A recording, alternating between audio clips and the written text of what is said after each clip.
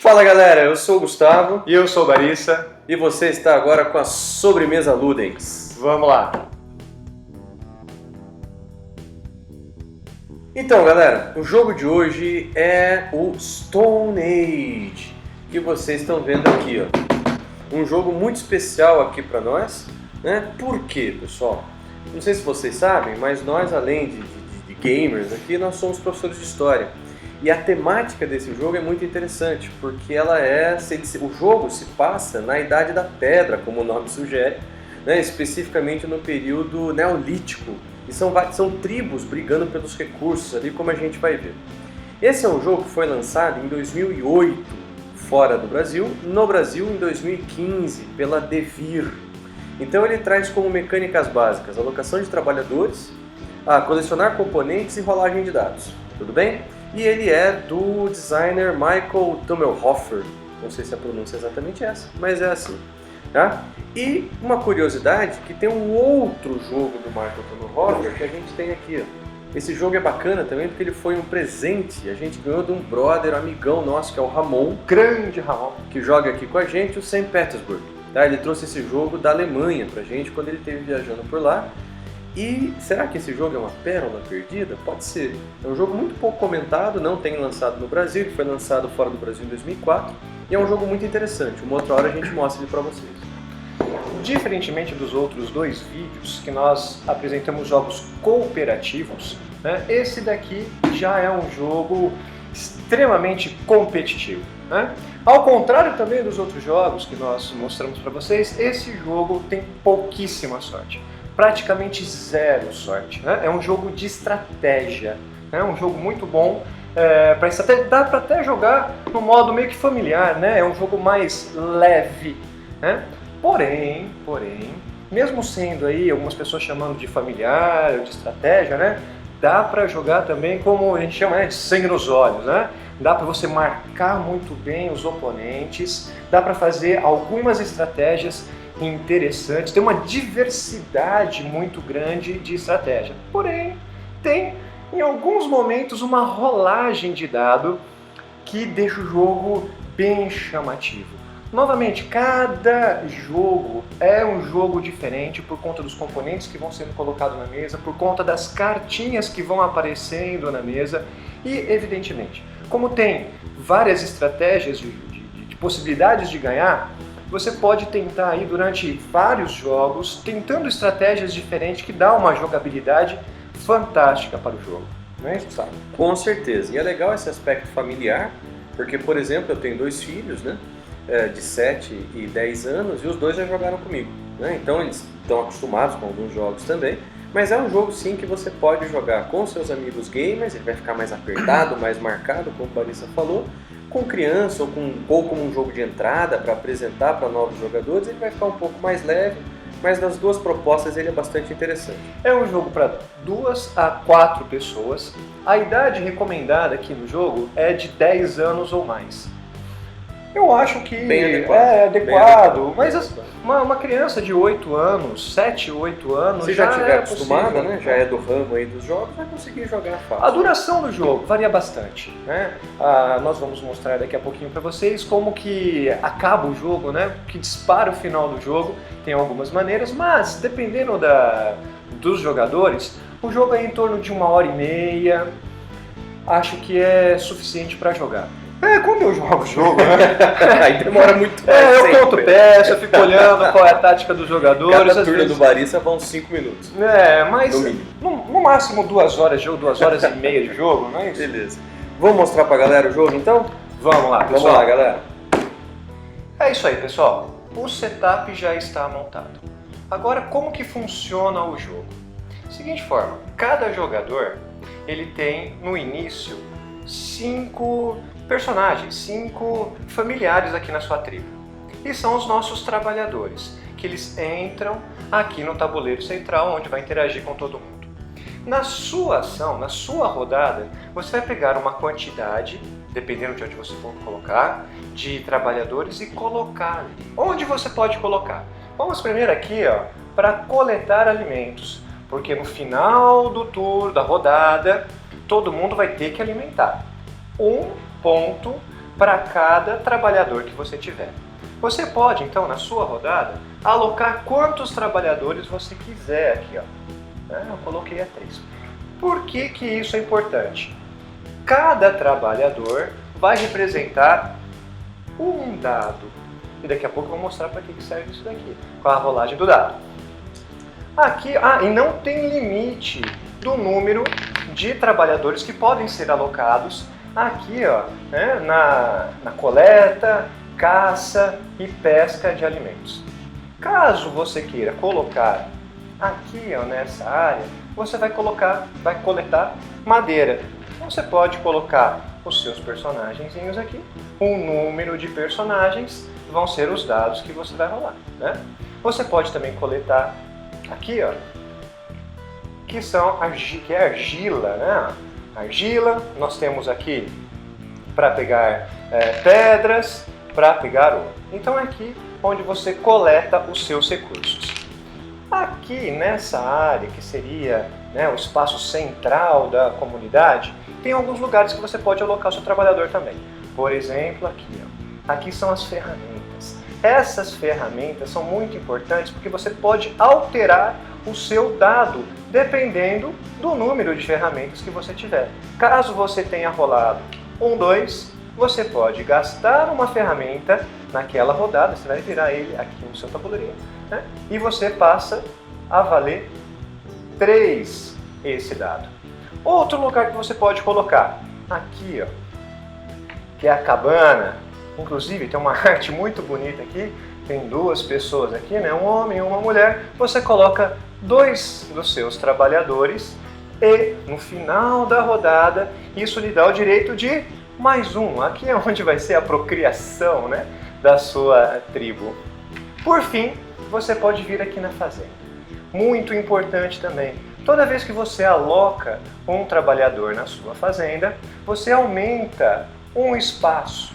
Isso daqui significa a quantidade de alimentos que você vai receber no final do seu turno, no final da rodada.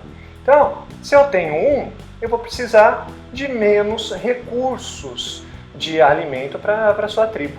Né? Você pode chegar até 10, porque você pode ir reproduzindo até 10, né, pessoas, e começa a ficar difícil. E a penalidade por você não conseguir alimentar a sua tribo é muito punitiva. Você perde 10 pontos se você não conseguir alimentar o seu povo. Bom, pessoal, agora outra parte muito importante, que aqui, ó, é a coleção de cartas, tá? Você pode também, na sua ação, colocar um trabalhador em uma dessas aqui. Tem que pagar o recurso. Isso daqui representa os recursos. Aqui você precisa pagar 1, aqui 2 recursos quaisquer, não vale alimento, né? Madeira, argila, pedra ou ouro, né? Aqui paga 3, aqui paga 4. E é aqui que você vai montando uma certa estratégia, porque é muito importante, olha só.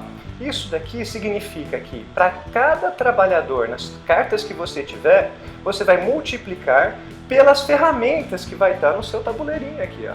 Então pode dar muito ponto. Aqui é ferramenta, essa cartinha é pela quantidade de trabalhadores que você vai ter no final do jogo. Aqui vai ser multiplicado por essa coluna aqui, a quantidade de números que você tem aqui na sua fazenda. E essa daqui, a quantidade de construções que você faz. Por quê? Você também pode colocar o seu trabalhador ali, ó. Nesse caso, você vai gastar uma quantidade de 1 a 7 recursos quaisquer para fazer a pontuação. Aqui, 4 recursos de 2 recursos diferentes. E aqui já está falando quais são os seus recursos. Bom, pessoal, dados, como que funciona isso? Se eu alocar 3 trabalhadores em qualquer espaço, quando eu for retirar esses trabalhadores, eu vou jogar uma quantidade de dados referente à quantidade de trabalhadores que eu aloquei. Nesse caso aqui, ó, peguei 3 dados e pá! Rapaz, tirei bastante ponto. Olha só, 12, ótimo, né? 10, 11, 12, 13. Agora, como eu vim aqui na madeira, tem aqui na nossa tabuletinha, né, a regrinha que faz, eu tirei 12 dividido por 3 na madeirinha aqui, significa que eu consigo pegar 4 madeirinhas. Evidentemente, quanto mais difícil, por exemplo, se eu tivesse colocado aqui, ó, para recolher, né, três trabalhadores recolhendo ouro, vamos ver como que seria isso aqui. Rapaz, olha, 12, só que, como está na tabuleta aí, 6 dividido por 2, eu conseguiria apenas 2 ourinhos. Oh, tô mandando bem nesse jogo. Então, pessoal, nós podemos pegar essas cartas que já estão aqui e que dão pontuação. Ao longo do jogo, isso aqui vai renovando. E aí também aparecem as cartas que têm fundo verde, como essa aqui. E são essas cartas que, além de você ganhar um ponto que está aqui em cima, você vai fazer uma coleção delas no final do jogo. E é interessante porque elas são muito temáticas. Esta carta aqui, ó, representa que a sua tribo, a sua civilização, já desenvolveu a arte. Essa aqui, o tear, os tecidos, uma flauta, um instrumento musical, seu povo já tem música, tem cerâmica, né? Tem escrito, ó, uma tabuleta de argila, de escrita cuneiforme. Você tem aqui o herbalismo, um relógio de sol ou uma bússola solar e, por fim, a roda, os meios de transporte. O que fica algo bastante temático, né? Além de você ter que completar essa coleção, quanto mais cartas você tiver, mais pontos você ganha. Outra coisa muito interessante, vou dar um zoom aqui para vocês verem melhor, no tabuleiro do jogador. Por que é muito legal? Conforme você vai fazendo as suas construções, elas vão sendo colocadas aqui nessa posição, tá vendo? Então você tem inicialmente aqui, ó, só uma fogueirinha com o seu povo reunido em torno dela. E ao longo do jogo você vai construindo as cabanas, as construções da sua vila. As ferramentas que você consegue vão sendo colocadas aqui, ó, tá vendo? E as cartas que você vai conseguindo, elas podem ao longo do jogo ficar fechadas exatamente aqui nessa posição. E olha que interessante, ó, as cartas que representam então os grupos sociais que vão ter na sua sociedade e as tecnologias, as culturas, elas estão no rio, né? Exatamente como na arte aqui do tabuleiro central, mostrando que você adquire essas culturas, esses equipamentos, no contato com outros povos, o que é muito interessante do ponto de vista temático. Ainda na questão da arte, da questão temática, olha que interessante os marcadores de alimento. Ó. O marcador de número 1 é uma frutinha que pode ser coletada. O marcador de número 2 são cogumelinhos, aqui, ó, cogumelos, que também seriam coletados. O marcador que vale 5 comidas são peixes, né? Pescados, obviamente. E o 10, o que é isso? É o trigo. Olha que interessante.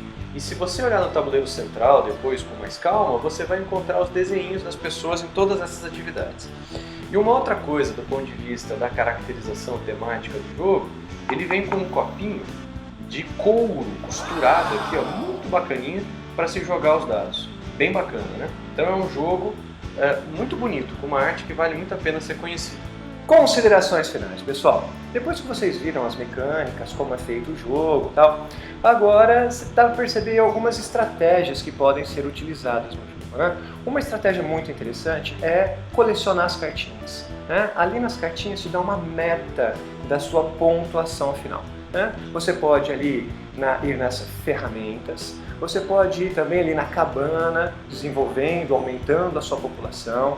Você pode ir no registro de comida, na fazendinha, que também, além de mais trabalhadores para você alocar, juntando as cartinhas de civilização ali, você consegue fazer uma boa pontuação também. Porque o grande barato é esse, né? Você às vezes compra aquelas cartas que dão condição de pontuação final e desenvolve o seu tabuleiro, a sua tribo, pensando naquelas cartas. Ou o contrário. Uma certa sinergia aí, né? As cartas que você compra e aquilo que você vai desenvolvendo. Só que também pode acontecer o contrário. Às vezes, pela situação do jogo, você conseguiu desenvolver uma coisa e depois você compra a carta para pontuar com aquilo, né? Então isso é muito importante, fazer essa sinergia mesmo, essa relação ali entre as cartas que você vai estar comprando e aquilo que você está desenvolvendo de fato na sua tribo para que uma coisa pontue a outra. Além disso, as cartas que nós mostramos ali, que a gente chama de civilizações, tem as de fundo verde, né, que dá muito ponto no final. A quantidade de cartas diferentes de fundo verde você vai levar o número daquela quantidade de cartas ao quadrado. Então, se você juntar 5 cartas de fundo verde diferentes, você vai conseguir, então, 5 vezes 5, 25 pontos no final. Professor de matemática também. Eu sou de humanas, mas a gente arranha, né? É. E é legal aí que é o seguinte, cara, o que você tá fazendo? Você tá lá fazendo sua coleção de cartinha e tal. Quando você tá jogando no modo mais familiar, cada um faz o seu joguinho ali, só alegria.